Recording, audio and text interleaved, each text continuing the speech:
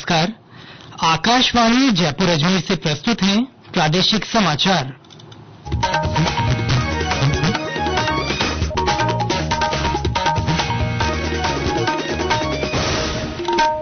मुख्य समाचार। मुख्यमंत्री भजनलाल शर्मा ने कहा, राजस्थान को सर्वश्रेष्ठ निवेश स्थल बनाने के लिए दूरगामी निर्णय लिए जा रहे हैं।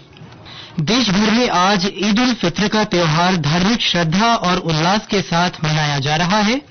लोक पर्व गणगौर का त्योहार प्रदेश भर में पारंपरिक श्रद्धा भाव से मनाया जा रहा है और राज्य के सरकारी अस्पतालों में कल से ओपीडी के समय में बदलाव, सुबह 8 से 2 बजे तक संचालित होगी आउटडोर सेवा।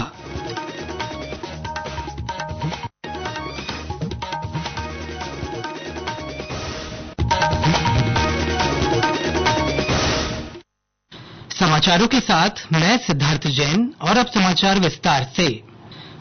राजस्थान दिवस साप्ताहिक महोत्सव के तहत आज जयपुर में राज्य स्तरीय निवेश उत्सव राइजिंग राजस्थान इम्पैक्ट 1.0 का आयोजन किया गया।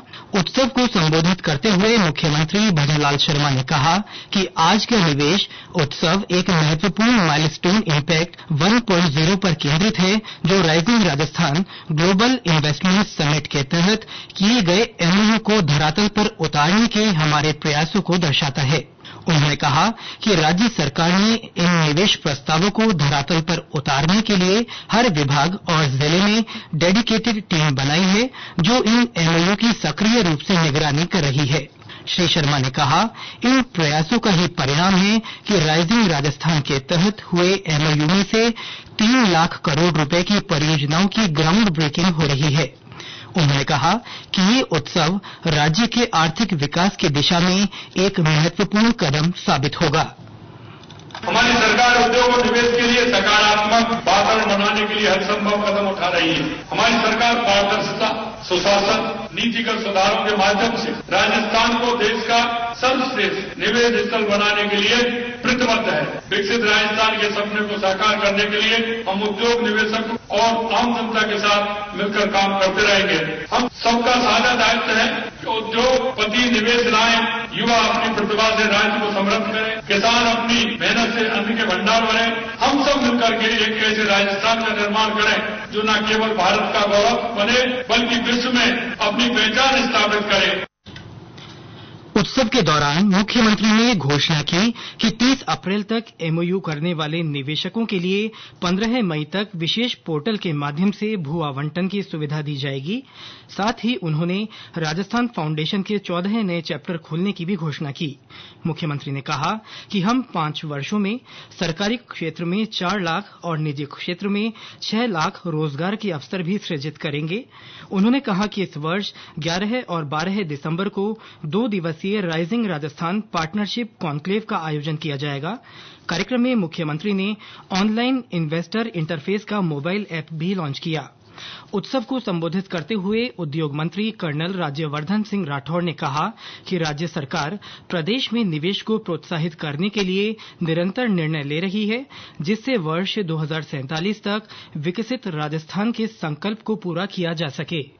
इन्वेस्टर इज द वीआईपी इन राजस्थान। मुझे गर्व है आज इस विजन को जो माननीय मुख्यमंत्री जी आगे लेकर गए, उसका इम्पैक्ट 1.0 कार्यक्रम आज यहां पर हो रहा है। पहले ही साल में कार्यक्रम को कराना और केवल कार्यक्रम ही नहीं बल्कि उसको धरातल पे उतारने का जो संकल्प लिया था उसको पूरा करना, मुझे लगता है ये वो बात साबित करता है जो हम हमेशा से कहते हैं, हम वो पार्टी हैं जो कहते हैं उसे करते हैं। और आज 3 लाख करोड़ से ज्यादा के एमओयूज धरातल पे उतारकर हमने अपना जो संकल्प है उसको एक तरह से साबित करा है। प्रदेश के विभिन्न जिलों से कलेक्टर और विभिन्न विभागों के अधिकारी भी राज्य स्तरीय निवेश उत्सव से वर्चुअल माध्यम से जुड़े। ईद उल फित्र आज देश भर में पारंपरिक उत्साह से मनाई जा रही है। इस मौके पर ईदगाहों और मस्जिदों में ईद की नमाज अदा की गई। राष्ट्रपति और उपराष्ट्रपति ने ईद की शुभकामनाएं दी हैं। प्रधानमंत्री नरेंद्र मोदी ने भी ईद उल फित्र पर देशवासियों को शुभकामनाएं देते हुए एक सोशल मीडिया पोस्ट में उम्मीद जताई कि यह त्योहार समाज में आशा, सद्भाव और दयालुता की भावना को बढ़ाएगा। उन्होंने सभी के प्रयासों में खुशी और सफलता की कामना की। राज्यपाल हरिभाऊ बागड़े ने ईद उल फित्र के मौके पर प्रदेशवासियों को बधाई और शुभकामनाएं दी हैं। इधर राजधानी जयपुर समेत प्रदेश भर में ईद की विशेष नमाज के मौके पर बड़ी संख्या में अकीदतमंद जुटे। इसके लिए मस्जिदों में आकर्षक रोशनी और सजावट की गई है। ईद को लेकर बाजार भी गुलजार रहे। लोग देर रात तक ईद की खरीदारी करते हुए नजर आए। आज घर घर में खीर और सेवइयां बनाई गई हैं। जोधपुर में जालौरी गेट स्थित बड़ी ईदगाह में हजारों लोगों ने नमाज अदा की। नमाज के बाद लोगों ने गले मिलकर एक दूसरे को बधाई दी। अजमेर में मुख्य नमाज केसरगंज ईदगाह में हुई। ख्वाजा मोइनुद्दीन चिश्ती की दरगाह की शाहजहानी मस्जिद में भी नमाज अदा की गई। इस मौके पर दरगाह का जन्नती दरवाजा खोला गया, जहां जायरीन ने जियारत कर दुआएं मांगी। झालावाड़, सीकर, बाड़मेर, बारां, चूरू, बांसवाड़ा, डूंगरपुर और पाली में भी ईद उल फित्र अकीदत और एहतराम से मनाई जा रही है। ये समाचार आकाशवाणी जयपुर अजमेर से प्रसारित किए जा रहे हैं।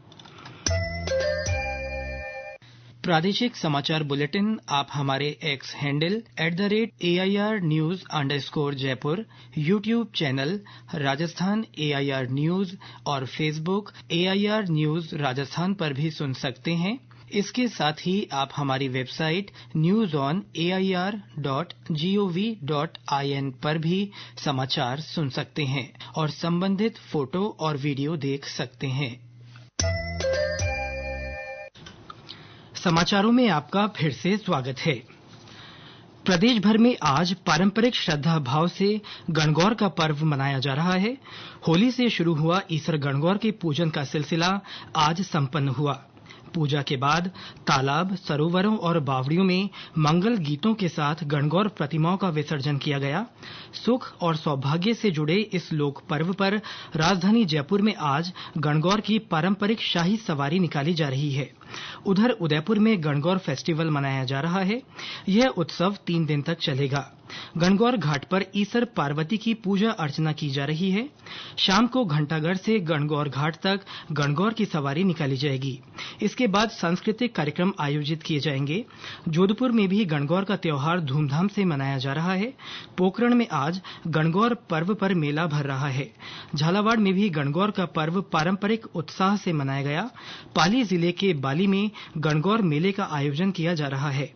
दौसा में नगर परिषद की ओर से गणगौर की सवारी निकाली गई, जो शहर के मुख्य मार्गों से होकर निकली। राज्य के भरतपुर, बाड़मेर, बारां, चूरू, सवाईमाधोपुर और हनुमानगढ़ जिलों में भी गणगौर का पर्व पारंपरिक श्रद्धा और उल्लास के साथ मनाया जा रहा है। राज्य में विभिन्न स्थानों पर नवरात्र के दौरान मंदिरों और घरों में पूजा आराधना का दौर जारी है। वहीं कई स्थानों पर धार्मिक मेलों का आयोजन भी किया जा रहा है।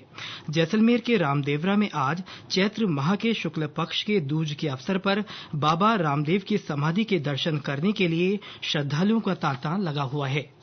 सुबह से ही बाबा रामदेव समाधि स्थल के प्रवेश द्वार खोल दिए गए थे। समाधि पर पंचामृत से विशेष अभिषेक किया गया। प्रदेश के सरकारी अस्पतालों में आउटडोर का समय कल से बदल जाएगा। जयपुर के सवाई मानसिंह अस्पताल और उससे संबद्ध अस्पतालों सहित सभी जिला अस्पतालों, उप जिला अस्पतालों, सैटेलाइट अस्पतालों, सामुदायिक स्वास्थ्य केंद्रों और प्राथमिक स्वास्थ्य केंद्रों में अब सुबह 8 बजे से दोपहर 2 बजे तक ओपीडी सेवाएं संचालित होंगी। वर्तमान में सर्दियों के कारण ओपीडी का समय सुबह 9 बजे से दोपहर 3 बजे तक का था, जिसे गर्मी के मद्देनजर बदला गया है। स्वास्थ्य विभाग ने सभी जिलों के स्वास्थ्य अधिकारियों को मरीजों को गर्मी से राहत देने के लिए पर्याप्त प्रबंधन करने के निर्देश दिए हैं। अस्पतालों में ओपीडी और आईपीडी वार्डों में कूलर, पंखे, एसी और शुद्ध पेयजल की व्यवस्था सुनिश्चित करने को कहा गया है। और अब मौसम।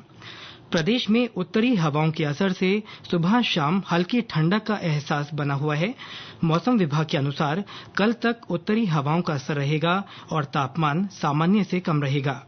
विभाग के अनुसार राज्य के दक्षिण पूर्वी भागों में आज से 3 अप्रैल तक बादल छाए रहने और जयपुर, अजमेर, उदयपुर और कोटा संभागों में कहीं-कहीं मेघ गर्जन के साथ हल्की बारिश होने का पूर्वानुमान है।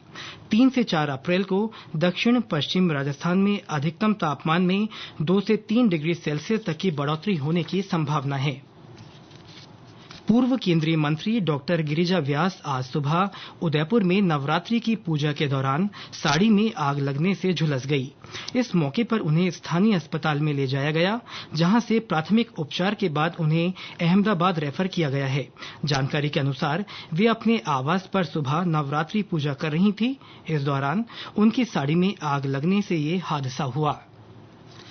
भारतीय वायुसेना आज से ग्रीस में शुरू हो रहे बहुराष्ट्रीय वायु अभ्यास इनियोकॉस 25 में भागीदारी करेगा।